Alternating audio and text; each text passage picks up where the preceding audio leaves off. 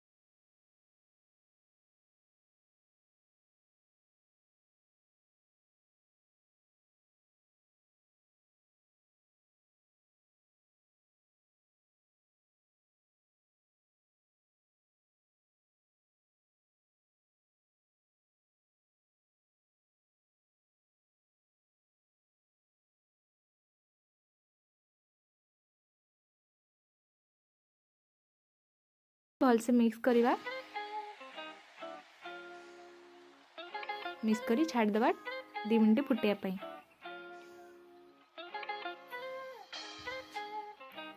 एबे तो आम चाह पूरा रेडी हो गलानी।